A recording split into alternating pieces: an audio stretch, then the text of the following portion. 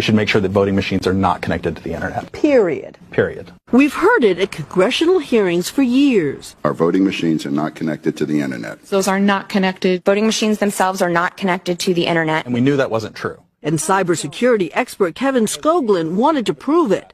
So he and 9 other independent security consultants created their own search engine looking for election systems online. We found over 35 had been left online, and we're still continuing to find more.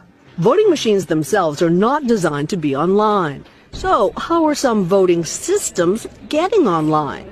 We got a first-hand look when we visited ES&S, the largest manufacturer of voting machines, and talked to CEO Tom Burt. Okay, why is there a Sprint thing here and a Verizon thing here? There's a small percentage of jurisdictions in the country, a lot of them are in Florida, who have decided that they want to modem unofficial results to the election office. You know, you do wonder sometimes whether or not our thirst for quick results sometimes may be interfering with our thirst for accurate results. You know, Cynthia, that's not my place to judge that one. Again, these jurisdictions have a need for that. ES&S insists while there are 14,000 of its modems in use, there are firewalls separating those modems from the public internet, and that the modems are turned on for just seconds. But Skoglund says that's not enough. We're seeing Illinois and Michigan. Last summer, Skoglund's team found ES&S voting systems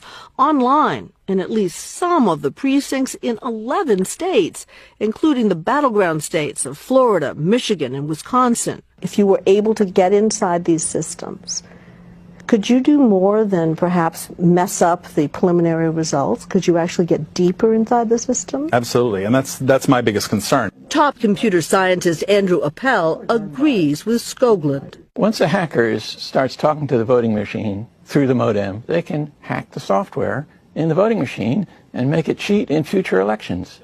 In August, Skoglund took his results to election officials and the press, assuming the systems will get taken down. We were astonished when he showed us some of those systems are still online. Modems in voting machines are a bad idea. Those modems are network connections, and that leaves them vulnerable to hacking by anybody who can connect to that network. We should make sure that voting machines are not connected to the internet. Period. Period.